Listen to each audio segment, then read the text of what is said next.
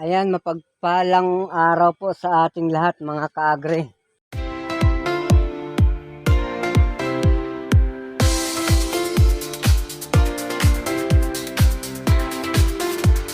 Subalit maraming salamat at sa patuloy niyo pong pagtangkilik at pagsubaybay sa video na ating ginagawa sa araw-araw.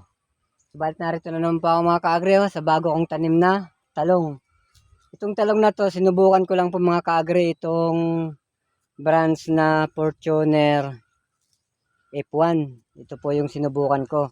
Ito nga po at nakapagtanim nga po muna ako rito ng mga ngilan-ngilan. Siguro mga mahigit 1,000 puno na po ito. Subalit marami pa po akong tatanim kasi nga po nang dahil nga sa nagpunla po ako ng nasa 4,000 puno. Ayan, nasa 4,000 buto ang sinubukan ko lang magpunla. Siyempre lahat ng bagay kailangan pag-aralan, hindi yung tira lang ng tira. Kasi sa pag-aalaga mga kaagre ng ganitong pamumuhay sa bilang isang farmer, yan, kinakailangan alamin mo muna ang lahat step by step. Ito nga po at dahil nga po sa aking kakayahan na pagtatanim. Ayan nga mga kaagre, ito nga yan, oh, yan. Hanggang doon. Yan mula dyan, hanggang papunta dito yan, ang aking tinatanim. Ayan. Tsaka may napapansin kayo na kulay itim dahil nga po sa organic na po ang pagkakatanim ko nga nito. Ano yan? Dahil nga po itong punla na ginawa ko ito. Ayan o, ayan o, yung seeds na yan o. Yan. Ayan. Ayan nga po. Subukan ko nga po itong Fortuner. Ayan. Ano, dahil nga po sa katatanim ko lang. Kasi itong punla na itinanim ko, mag-isang buwan pa lang to. Ganun, mga isang buwan pa, mga isang buwan. Yun, tinanim ko na, nilipat, bali nag-transplant na po ako. Ayan, ito yan, o yan. Kung bakit nga pala may mga kulay itim na yan, dahil nga po sa isang organic na po ang tanim kong talong hanggang doon po yan. Ayan, tulad nga po sa mga nabanggit ko nga po sa inyo, ayan. Dahil nga po doon sa gawing taas, ayan, at namumunga na ng paunti-unti at sa unang bunga kahit papaano naka-recover na at nakikita na po natin kung paano po magkaroon ng paglago sa ating pinaghirapan. Dahil nga mga kaagre, tulad nga sa mga nabanggit ko nga po sa inyo, na hindi biro ang sumabak sa ganitong negosyo.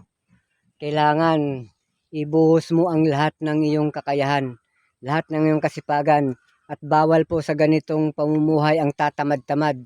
Kinakailangan po nito talagang sapat na panahon na ibuhos mo ang sarili mo para dito sa iyong alagang tanim. Yan nga po, yan o, yan. Ayan. Dahil nga po sa 3 days pa lang po itong tanim kong talong. Ayan o. Ayan. Ayan, maliit pa po yan tinanim ko kasi nga kung hintayin ko pang lumaki, ganun din. Mas maganda na may transplant mo na at nang sa ganun, makaginhawa na siya. Ano, yan o. Ayan. Ano, 3 days pa lang po pagkakatanim na to. Ayan. Subalit mayroon pa po akong natitirang mga naipunla ko doon. Yan. At dito naman yan, dadagdag ko naman dito sa gawing baba. Ayan, dito sa gawing baba. Kasi tulad nga sa nabanggit ko at sa mga napapanood nyo, yung mga nasa ano na yan ay sili na po yan. Ano. Ayan, yan po yung mga tanim kong sili yan. Yan sa gilid. Ginilid ko lang po yung sili na yan. Kasi nga syempre, sinusubukan ko pa rin. Kaya sa tulad nga sa nasabi ko sa inyo, kailangan pag-aralan ng mabuti. Hindi yung sugod ka ng sugod, tira ng tira, at hanggang sa malugi. Kasi itong ano na to mga kaagre, hindi biro ang ipinuhunan po rito. Ay siyempre, bibili ka ng buto, bibili ka pa ng organic, ayan. Siyempre magtatanim ka pa. Pero hindi na po ako kumuha ng mga tao na para magtanim. Hindi tulad doon sa una kong tanim na ano. Kumuha talaga ako ng 6 na tao. Binayaran ko po sila para kahit papaano At least nakatulong din po tayo sa mga taong walang kita at sa mga taong nangangailangan. Ganun lang. Tsaka chinichi ko rin kasi nga, siyempre tulad nga sa nabanggit ko, hindi po natin maiwasan na magkaroon po ng sablay itong bawat tanim natin. Yan, tulad nito, ayan, yan. Yan, tulad nito, yan, may bakante pa siya. Yan, pwede po natin tatamnan ulit yan hanggat maliit pa.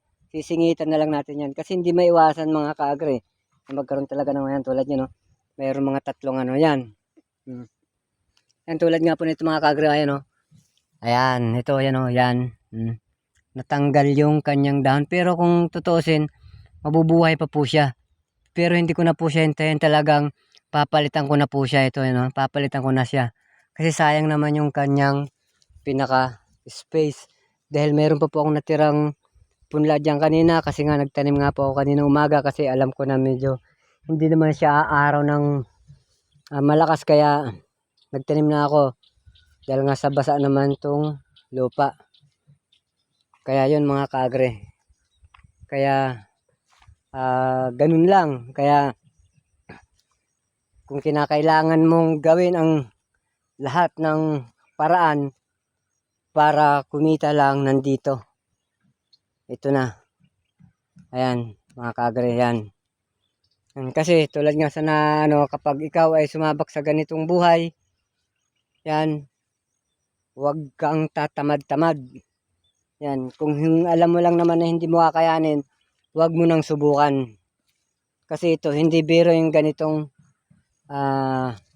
pagtatanim na to mga kaagre. Ayan. Mawawalan ka ng panahon para sa sarili mo dahil ibubuhos mo na lahat ang sarili mo para dito sa tanim mo. Siyempre, pero pag ito naman namunga, ayan, ginhawa naman ang kapalit. Ayan, magiging malayat, magiging maginhawa ka na. Yan, tulad nito mga kaagre, yan o, yan o, yan o. Yan, tulad nga po nito, yan o. Yan, wala, kaya, ano po siya. Siyempre, yung mga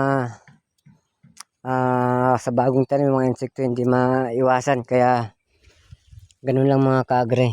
Ano, yan. Yan, kinakailangan mo, pag may napansin kang medyo kinakailangan, pwede mo nang tabunan ulit. Pag alam mo yung puno na, maano na. Kaya, isa-isahin mo to mga kaagre. Ganon.